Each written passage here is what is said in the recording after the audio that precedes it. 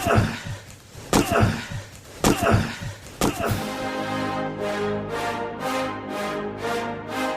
rolls out to the right, pitches off to Taylor, and Taylor's to the 20, down to the 15, down to 10, 5, 4, 3, 2, 1. Touchdown, Billy Taylor! Touchdown, Billy Taylor!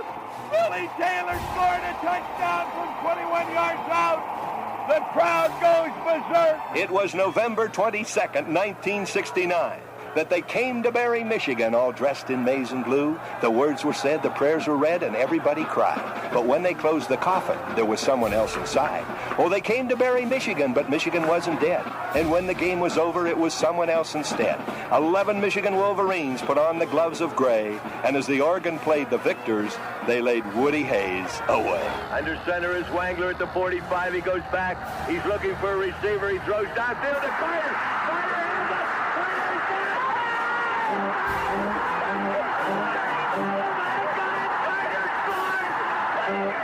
Who's got it better than us? Nobody!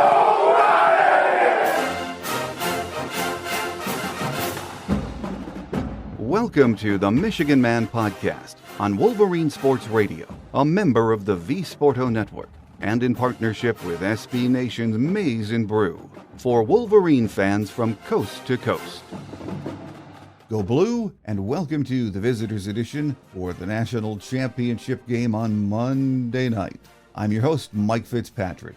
One of my favorite things about this show is doing this segment each week during the season, sharing time with someone who covers our opposition and knows them inside and out.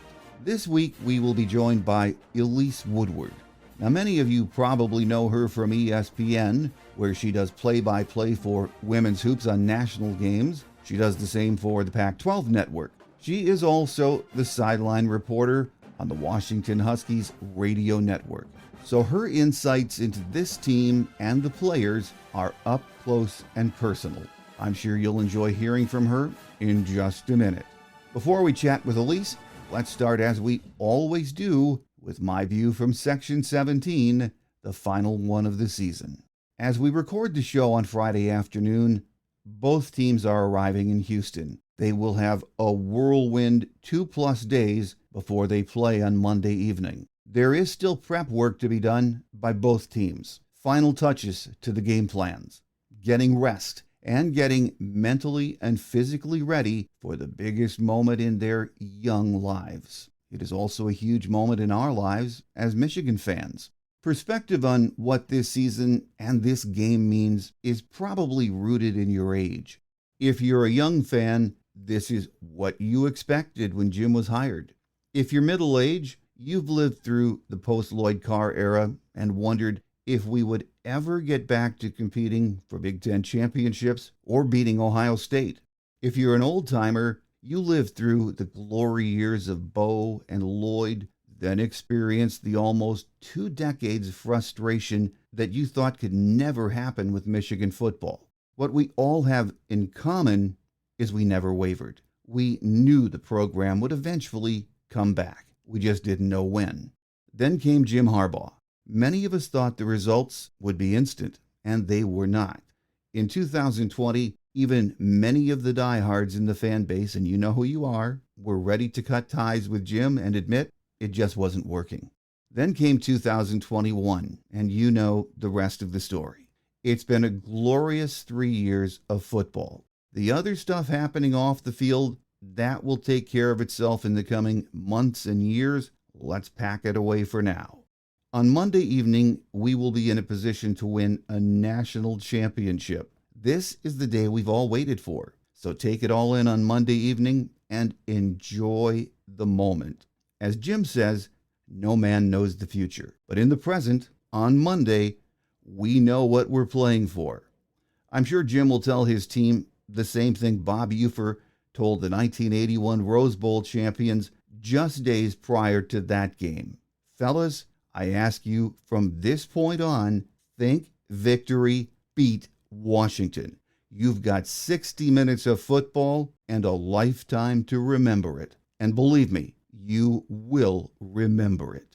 My guest today says that if you would have told any Washington Huskies fan They would be playing for a national championship 2 years after hiring Kalen DeBoer. They would have thought you were nuts. Here they are, though. Joining us next is Elise Woodward, the sideline reporter on the Washington Huskies Football Network. So stay with us.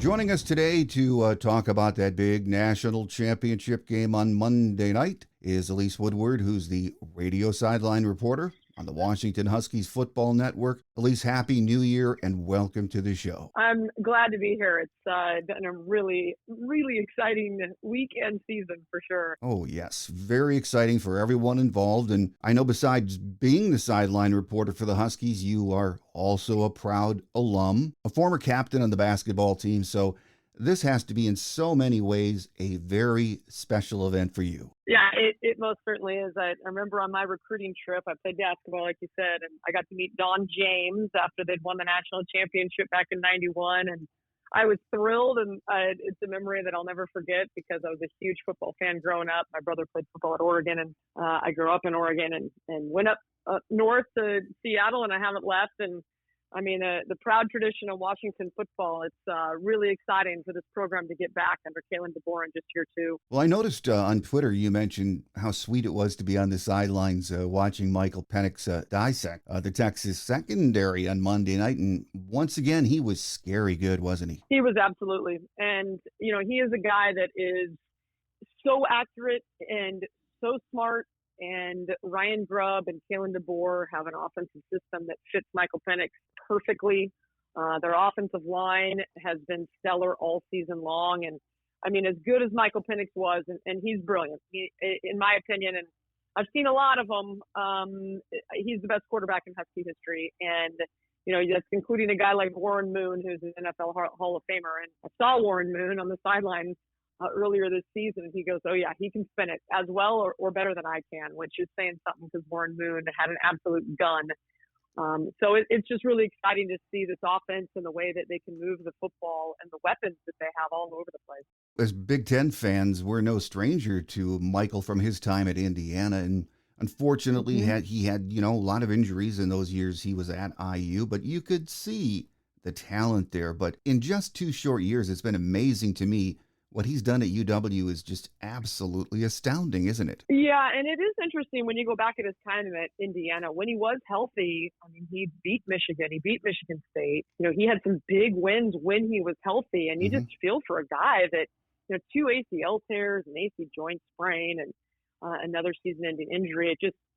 It's when he was in the transfer portal, a lot of Husky fans were looking at the former Fresno State quarterback to come in, who had been a Husky and had played under Kalen DeBoer, a guy by the name of Jake Haener, who's in the NFL now. And a lot of people did not know much about Michael Penix. It was certainly people were like, okay, and he was going to come in and compete with another former Husky, Sam Heward, who was a 5-star recruit and a legacy kid. And you thought that they were going to compete for the job, and it was pretty clear early on that Michael Penix, when he's healthy, is special. Well, most Michigan fans didn't get to see much Huskies football, until the postseason. So they are learning fast that while Penix is the straw that stirs the drink, there is much more to this offense, like 3 or 4 NFL receivers to throw to. Talk about that talented group and just how good they are. Yeah, and they were highly rated recruits coming out of high school, and they stuck with the program with the coaching change. Many were recruited by Chris Peterson, and then had the coaching change to Jimmy Lake when Chris Peterson stepped down, and then they had a choice to make, whether or not they were going to transfer or whether they're going to stay with Kalen DeBoer. and their wide receiver coach left to go to Oregon. And that was, a big moment for those guys to be like, okay, what are you going to do? And they all decided to stay. And I will say that this group has phenomenal hands, and they get open and they work so well with one another. Rome Odunze is as good as anybody in the nation. And I know everybody thinks Marvin Harrison Jr. is great, and he is. Rome Odunze is right there with him. He is fantastic. He's big. He's strong. He has hands that, I think he may have just a couple of drops all season long. He's been stellar. And it's the wide receiving crew too. Jalen Polk, who has been an absolute stud. We call him Big Play JP because, when third down comes, that guy he moves the chains. He's been electric. He was the one that took the top off the defense for the first play, the 77-yard play in the Sugar Bowl to get things started on the first drive. And then Jalen McMillan is a guy that was as highly touted as any of them, more highly touted coming out of high school. And he is so fast and so electric and a different look, like a jitterbug. He was hurt most of the season. He's a 1,000-yard receiver a year ago. He will be playing in the NFL. He is super competitive and feisty. And, the Husky offense for a while wasn't putting up as big a numbers. And that's when Jalen was hurt. Well, he is healthy. He had 131 yards against Oregon in the Pac-12 championship. And you saw what he could do in the Sugar Bowl against Texas, and he is a huge difference maker for this Washington offense. Well, I know when I see highlights of Washington during the season, it's usually of Penix and the high-flying passing attack, but there's much more to the offense, especially the running game. Dylan Johnson is a very good running back, went over 1,000 yards again, but he was carted off late in Monday's game. Does it sound like he's going to be ready to go by Monday? Yeah, it's crazy. He got hurt in the Oregon State game when the Huskies got a win against top 10 Oregon State, and he got hurt late in that game, and he has been dealing with a foot/ankle injury ever since. He was not healthy in the Oregon game in the Pac-12 championship, and he ran all over Oregon. He is one of the toughest guys, just runs hard. He's a one-cut back.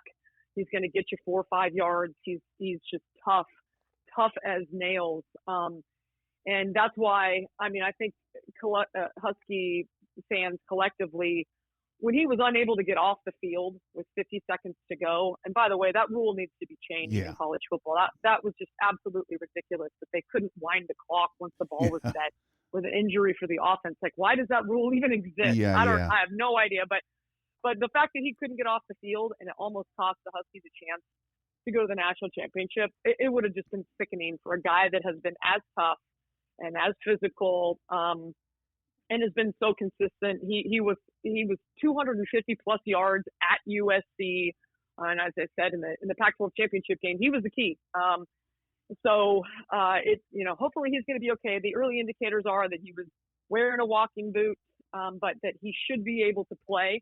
How effectively, we'll see, but it is the same injury that he's been dealing with for the last month or two, and he's been playing great despite that. Well, if he can't go, how much does that impact the offense, Elise? Because when you look down the stat sheet, I don't think there's anyone else in that backfield room over 200 yards, is there? Yeah, and it's pretty crazy they lost their number one back, Cam Davis, before the season started. He was the top returning back. He had double-digit touchdowns a year ago. And he's 5 months out of ACL rehab, so he's not going to be able to go. I thought, well, maybe, but no, he's not going to be ready until spring ball. They have some other guys that have come in and had good moments, but Dylan Johnson just kind of took over the role and, seized it. Will Nixon is a transfer from Nebraska. Tybo Rogers is a true freshman who has shown some real glimpses, but again, he's a true freshman. He's a different type of back. He's more of a scat back. He's got really good hands.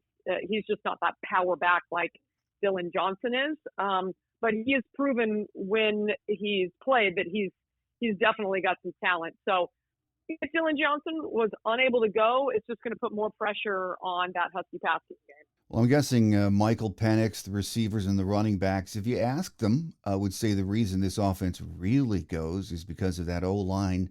And I think they'd be right, too. They're the Joe Moore Award winners this year, so that is a really good group up front, isn't it, Elise? It absolutely is. And they're really athletic on the edges.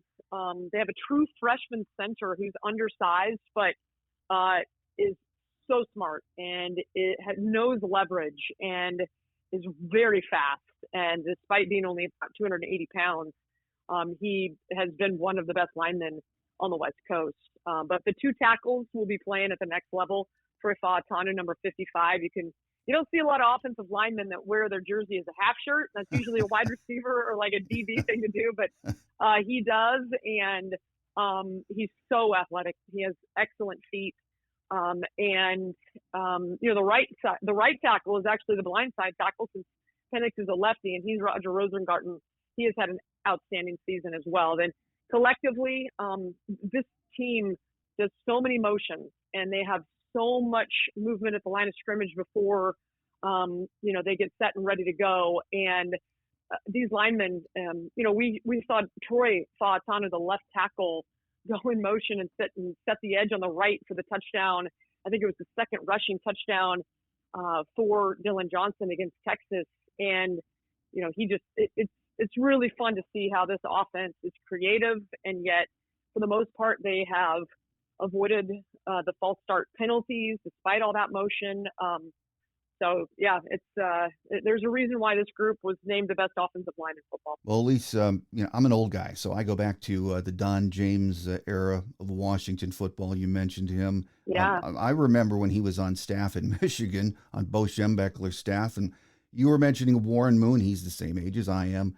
The Huskies have had some really good offenses in my lifetime, and of course, we've hooked up in a few Rose Bowls and a few regular season games. But, I've never seen one this dynamic. And, I hesitate to say they're unstoppable, but they're darn close to that, aren't they? It just feels like, and, the interesting thing about them is that every single game of this stretch after they thumped Michigan State on the road has been close. It's been within single digits. It's been remarkable. And yet it felt like they just haven't had the one or two plays and it's been weird things like the injury to Dylan Johnson or whatever the case may be, where it's like you feel like they should be winning by 2-3 scores, and yet it's close. And so this team has been super clutch. Their offense has been forced to make key plays late. In the Apple Cup win over Washington State, it was 4th and 1 in their own territory in a tie game with less than 2 minutes to go, and they rolled the dice on 4th down, and they have an option pitch to Roma Dunze, their wide receiver, that, moved the chains, and they were able to go down and make the winning field goal. Game after game after game, this team has been able to make clutch plays. And you just feel like they're so experienced, they're so tested, and they are unflappable. They just have this belief that they are going to win. And it's been really remarkable to see how this team has been able to finish in the fourth quarter. Let's flip it over to that defense for a minute. We know what the offense can do. The defense seems to be, a bend but don't break kind of a unit. But when they've had to be clutch, when they've had to get stops in games, they do it, don't they? Yeah, absolutely. And the one thing with this defense is at halftime, they've been able to make adjustments all season long. They're a much better second half defense than they are in first when you look at the numbers. And they've got some real playmakers. Braylon Trice, who had an outstanding Sugar Bowl, a couple of sacks, 3 TFLs. He's slated as a top draft pick, first, second round guy on the edge. And he's one to definitely, he's a menace. His sack numbers aren't where they should be. He's got good sack numbers, but he is always in the quarterback's face, and he's always putting pressure on him. But I think for Washington's defense, the big thing, we remember Jim Harbaugh when he was at Stanford, and he would run 3 tight ends and super heavy sets. And I would imagine that he's going to try to do the same thing. And just, I thought Texas was able to gash UW with the run. And really, I thought that, their run game looked pretty good. It was their passing game. I wasn't that impressed with Quinn Ewers compared to the quarterbacks that the Huskies have seen in the Pac-12, Caleb Williams and Bo Nix and Cam Ward at Washington State and Noah Fafita at Arizona. The Pac-12 quarterbacks this year were unreal. And just eye test for me, Quinn Ewers wouldn't have been top half of the Pac-12 in Pac-12 quarterbacks that the Huskies have faced. JJ McCarthy, I'm sure that Jim Harbaugh and Michigan would just love to give to Blake Corum and say, do your job and never even have to pass the football. So, I think the real key for Washington's defense is slowing down that run game. Well, Elise, in the Big Ten, we know all about Coach DeBoer from his time at IU, and he was highly regarded when he was in the conference. Just a great football coach, and the cupboard was not bare from a talent perspective when he got out there to Seattle, but he's pulled things together there in short order and really has instilled a new program culture, hasn't he? Yeah, absolutely. And I do think that so many guys, that culture was there with most of the roster because of Chris Peterson. And it was just, it was one of the biggest surprises for me ever that Jimmy Lake just didn't have more success. And and you see it where, he was an excellent secondary coach, Buda Baker playing at the next level, just so many guys that are playing, Taylor Rapp, and just the way that he developed guys in the secondary was fantastic. But when he moved up to be the head coach, the culture piece seemed to be missing. And that it was a 2-year. It was just, he was only there for 2 seasons. And so it was a very short tenure. And so there was a lot of talent, and the culture piece of how to run a program and what's important and all that, it still was there with most of the roster. But Kalen DeBoer, what he's been able to do to reinstill that and reinforce that, these guys absolutely love Kalen DeBoer. He's a very humble guy. It's all about the player and their experience and supporting them. And it's just, they're so smart. The adjustments that they make and the things that they're doing offensively are so innovative. And so, the combination of that for Kalen DeBoer, these guys absolutely, to a man, every time you talk to them, even the guys that aren't playing, they all love Kalen DeBoer, which is pretty special. Well, let's get your take on Monday night, Elise. I think most people, most fans by now, and experts, analysts all agree these are the two teams that deserve to be playing on Monday night. And I think what makes this game interesting is they're two very different teams in how they play the game, aren't they? Yeah, for sure. And I think for Washington, the real key for them, like I said, is being able to stop the run enough to get off the field and to not get frustrated. Michigan's going to take, they're like a basketball team that wants to take the air out of it, right? Yep. They just want to run the ball. They want to keep time of possession. They want to keep it away from Washington's offense. So Washington, they can't get frustrated if they have a 3 and out, or if they have to keep counting, because this offense is so explosive. You may think that Washington, if you force them to punt a couple times in a row, which has been very rare this season, but I'm sure against Michigan's defense that's going to happen. Michigan's they got to score too now, because quick strike, Washington is able to go 80 yards in 2 plays. And so I think that's the real key. If Washington can, just keep Michigan's run game under control, and then be able to capitalize on what should be probably fewer possessions than what they're used to be able to get in the end zone. I think that's going to be the key. Well, final question before we let you get away, Elise. For Michigan fans, especially those of us that, go back to the 60s, winning the national championship in the playoff era is something we've waited a long time for. How huge would winning this be for the Washington faithful and alums, and for Coach DeBoer so early in his time at UW? Well, I think it would be massive. I grew up a Pac-12 fan. I grew up in Eugene, Oregon, the land of the University of Oregon. I went to UW to play basketball. I love the Pac-12. I loved the old school Rose Bowl Pac-12 Big Ten matchup, Pac-10 Big Ten matchup going all the way back. It just, for us on the West Coast, it is really sad to see the Pac-12 go. And I think there's also, countered with the excitement of the fact that the Huskies got the opportunity to join the Big Ten, which it's a wonderful conference. And I think fans are genuinely excited about that. But it is a very bittersweet way for, the Pac-12 era to go out. It should be in the Rose Bowl. I think that would have been, the cherry on top if it was UW Michigan in the Rose Bowl for the national championship. Can you imagine? Oh my word! But that might be too much for fans to handle. Yeah. But I do think for Washington, you can't state how much it would mean for this program that won the title back in '91. They'd had some, with Rick Neuheisel and Marcus Tuiasosopo, they beat Drew Brees in the 2001 Rose Bowl. That was fantastic.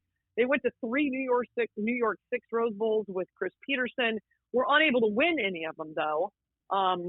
Faced some great teams in those New York Six games, as you would imagine. But for them to win the Sugar Bowl and get there in the the new Final Four format, and then if they were to actually get the job done and finish it with a national championship, I mean, it the same as Michigan. I mean, this is everything you've ever played for and everything you've ever wanted, and it just your program will reap the benefits for years after you win a national championship. So, I mean, it's 60 minutes from being legendary. With us today has been Elise Woodward, the radio sideline reporter on the Washington Huskies Football Network. And Elise, we thank you so much for carving out the time for us. And what's funny about this is we get together again on October 5th. Yeah.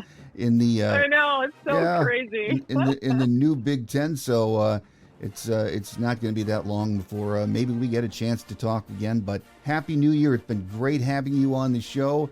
And I think we're in for a humdinger on Monday night. Oh, yeah. I'll tell you, I'm already excited. I can't wait. I cannot wait. So I will see you in Houston, all right? All right.